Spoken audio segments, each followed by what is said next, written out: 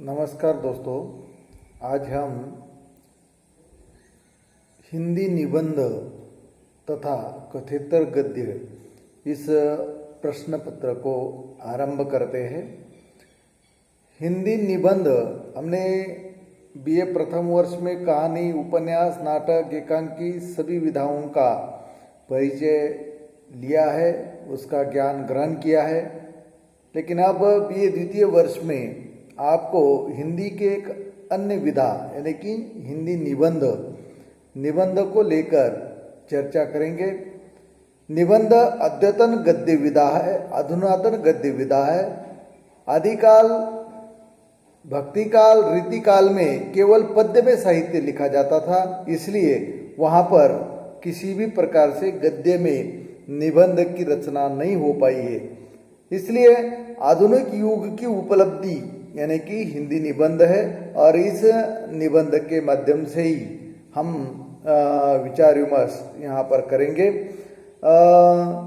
हिंदी साहित्य में यह महत्वपूर्ण एवं स्वतंत्र स्थान यहाँ पर रखती है और हिंदी निबंध में एक प्रकार से विचारात्मकता की अभिव्यक्ति होती है और विचारात्मकता के माध्यम से हिंदी निबंध हमारे सामने लेखकों द्वारा रखे जाते हैं। निबंध के लिए किसी भी प्रकार का कौन सा भी विषय रहता है, यानी कि विश्व के पीठ पर कौन सा भी सूक्ष्म से सूक्ष्म विषय लेकर उसके ऊपर आप निबंध लिख सकते हैं। परिणाम स्वरूप आधुनिक काल में गद्य की विभिन्न विधाएं तेजी से विकसित होने लगी है और क्रमबद्ध निबंध की रूपरेखा इसी गद्य की काया में व्यक्त हुई है। प्रथमतः हम निबंध यानी क्या, निबंध किसे कहते हैं, इसको लेकर चर्चा करते हैं। निबंध शब्द का मौलिक अर्थ नि अधिक बंध, बंध यानी बांधना, अधिक धन यानी कि संग्रह करना को लेकर निबंध ये शब्द बना है और उसका अर्थ होता है कि एक प्राचीन काल में निबंध का प्रयोग लिखे हुए भोजपत्रों को संवारकर बांधने या सीने की क्रिया के लिए भी होता था।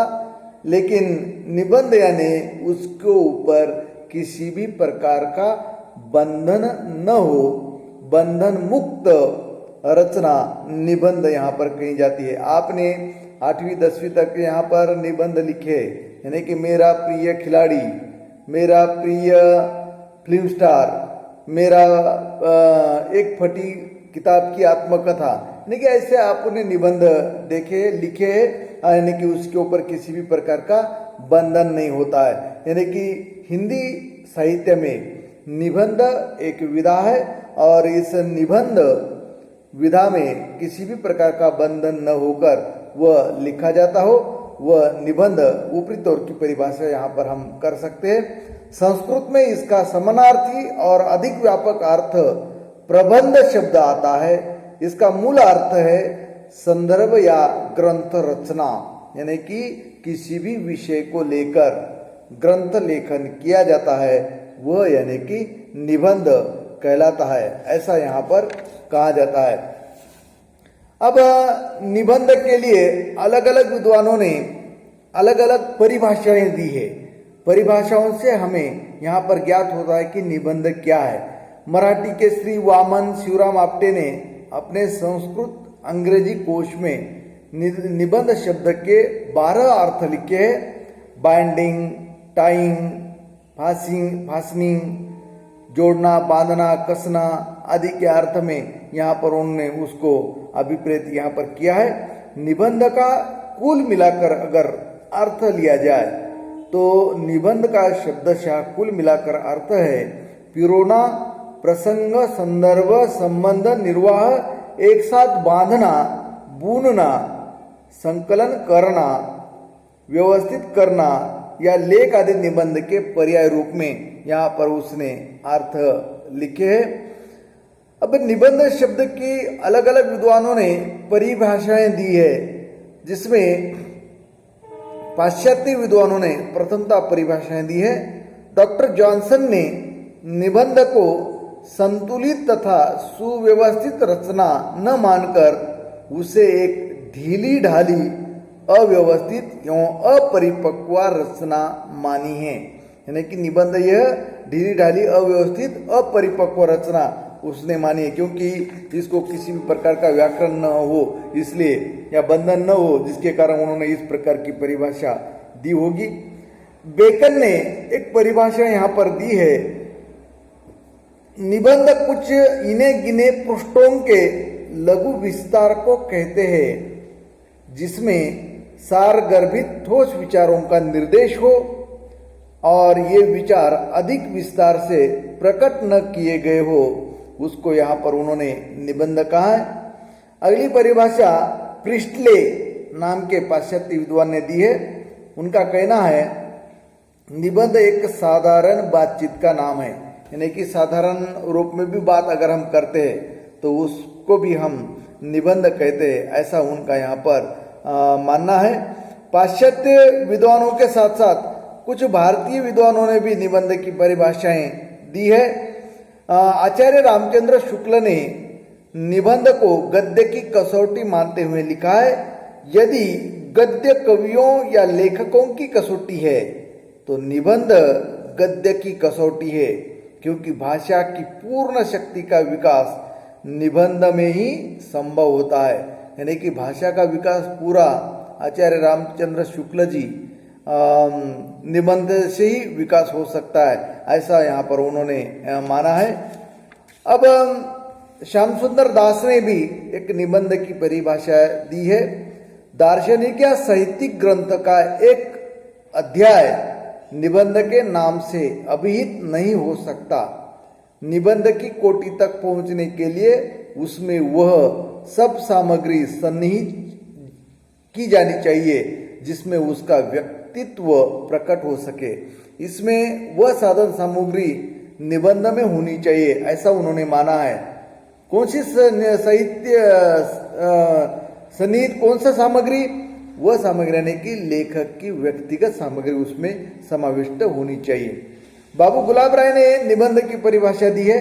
निबंध उस गद्य रचना को कहते हैं जिसमें एक सीमित आकार के भीतर किसी विषय का वर्णन या प्रतिपादन एक विशेष निजीपन, स्वच्छंदता, सौष्ठव और सजीवता तथा आवश्यक संगति और संबंधता के साथ किया गया है।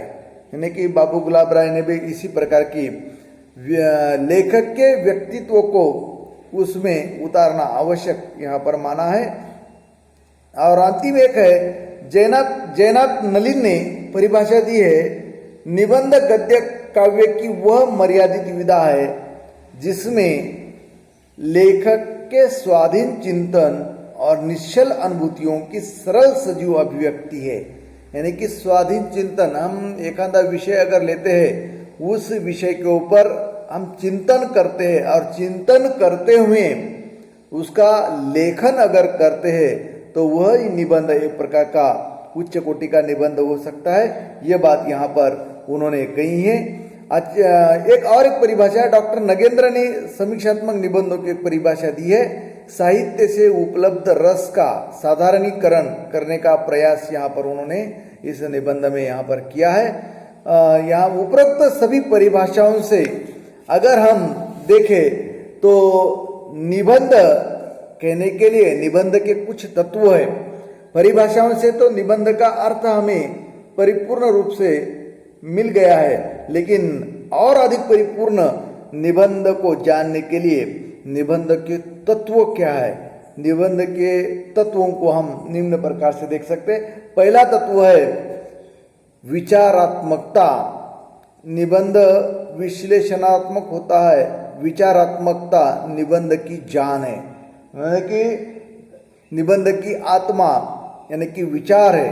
क्योंकि निबंधकार जब निबंध लिखता है तब विचारात्मकता के माध्यम से ही वह अभिव्यक्ति करता हुआ नजर में आता है। निसंदेह निबंध में विषय की प्रधानता होती है, इसलिए विचार तत्व निबंध में प्रथम स्थान का अधिकारी है। जीवन और जगत को देखकर हमारे मन में कोई न कोई प्रतिक्रिया अवश्य होती है। इस प्रतिक्रिया में विचारों का ही प्राधान्य रहता है और इसी मानसिकता से निबंध की सृजना यानी कि निबंध की लेखन यहाँ पर होता है। निबंधकार सर्वप्रथम विचारों को ही उठाता है।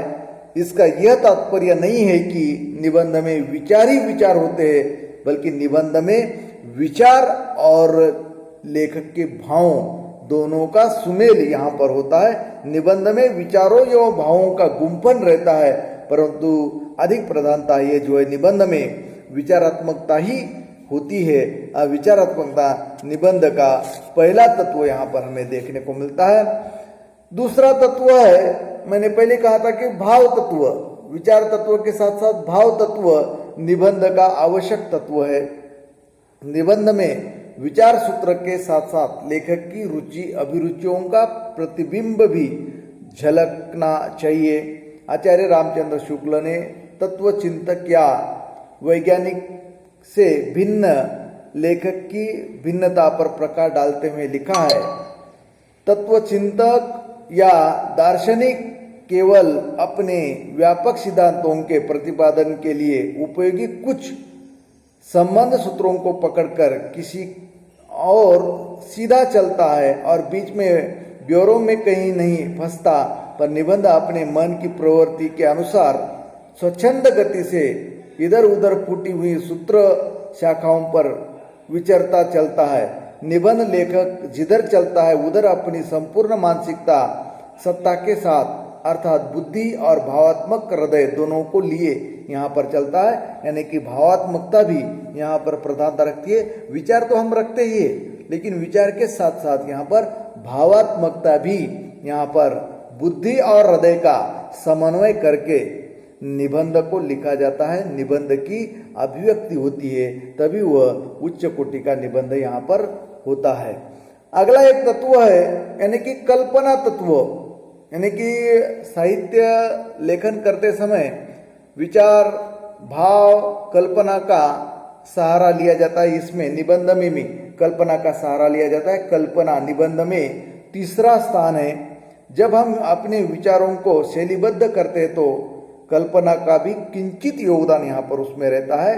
वैसे कल्पना का स्थान निबंध में न के बराबर होता है, ज़्यादा से ज़्यादा काव्य में निबंध कल्पना का स्थान होता है, लेकिन यहाँ पर भी कुछ आसरा उसका लिया जाता है। इसे आधा तत्व ही मान ले तो अनुचित नहीं होगा। शैली का सहायक तत्व बनकर ही यहाँ पर कल्पना आती है। कल्पना से अप्रस्तुत की योजना होती है। भाषा का कल्पनात्मक निर्माण भाषा की रचनाधर्मिता के लिए ही कल्पना का प्रयोग होगा, न कि विषय वस्तु में। इसलिए कल्पना का तत्व यहाँ पर अभिष्ट किया गया है। अगला तत्व जो है शैली तत्व अथवा कलात्मकता, उसको यहाँ पर कहा जाता है। निबंध में शैली तत्व का भी असाधारण महत्व है। निबंध में इस बात का विशेष महत्व है कि विचारों की प्रस्तुति कैसी हुई है। शैली की साहित्यिकता ही निबंध है। यदि निबंध में विचार ही विचार होंगे तो उसे साहित्यिक रूप नहीं मिल सकता, क्योंकि केवल विचारों से लदा निबंध तो विज्ञान का लेख ही हो सकता है, उसे साहित्य में स्थान कहाँ है। अतः शैली विशेष ही निबंध की गरिमा प्रदान कर एक साहित्यिक विधा यहाँ पर बना देती है। यानी कि शैली तत्व भी निबंध का आवश्यक तत्व यहाँ पर मान लिया गया है। विचार या भाव तो निबंध की आत्मा है, लेकिन भाषा तथा शैली शरीर और जीवन या प्राण उसके बने हुए नजर में आते हैं। अगला एक निबंध का तत्व है आत्म तत्व। आत्म तत्व या निजीपन ही निबंध की मूल प्रेरणा है, निबंध का मेरुदंड है। निबंधकार का व्यक्तित्व और इस व्यक्तित्व की प्रतिष्ठा का प्रारंभ इस निजी दृष्टिकोण से ही होता है। निजी दृष्टिकोण से विषय का प्रतिपादन निजी विचार, निजी भावानुभूतियाँ और निजी भाषा शैली के रूप में ही व्यक्तित्व प्रसार करता है। निबंधकार का व्यक्तित्व सर्वत्र झलकता है, क्योंकि निबंधकार एखादा विचार रखते समय अपना निजी व्यक्तित्व उसमें डाल देता हुआ नजर में आता है। आचार्य रामचंद्र शुक्ल ने लिखा है, आधुनिक पाश्चात्य लक्षणों के अनुसार निबंध उसी को कहना चाहिए जिसमें व्यक्तित्व अर्थात व्यक्तिगत विशेषता हो, व्यक्तिगत विशेषता को लेकर ही यह निबंध यहाँ पर लिखा जाता है। निबंध की वही वो एक तत्व है स्वच्छंदता। निबंध में किसी भी प्रकार से स्वच्छंद रूप में हम निबंध लिख सकते हैं, किसी भी प्रकार का बंधन उसमें नहीं होता है। निबंध साहित्य का सर्वाधिक स्वच्छंद रचना प्रकार है। उसकी तुलना केवल वाक स्पीकिंग वॉइस से की जा सकती है, अर्थात मनुष्य जो कुछ सार्थक शब्दोच्चारण करता है उसी के समान निबंध है। मनुष्य शब्दोच्चारण में जितना स्वतंत्र स्वाभाविक तथा बेलाग होता है, निबंध भी किसी विषय को लेकर उतना ही स्वतंत्र स्वाभाविक और बेलाग यहाँ पर हो सकता है।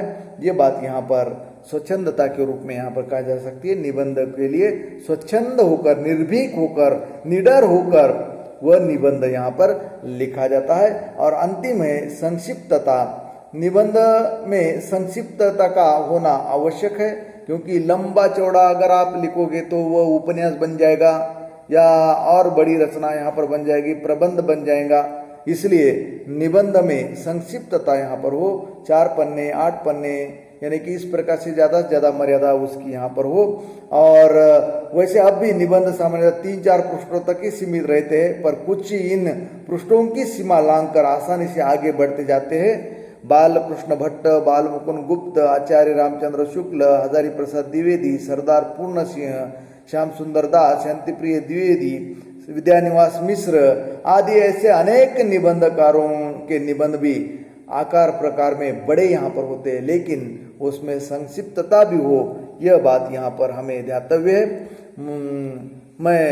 मैंने आज आपको निबंध की परिभाषा तथा निबंध के तत्वों को एक प्रकार से इस वीडियो के जरिए आपको बता दिया है, यानी कि निबंध की जानकारी मैंने आपको इस वीडियो के जरिए दी है।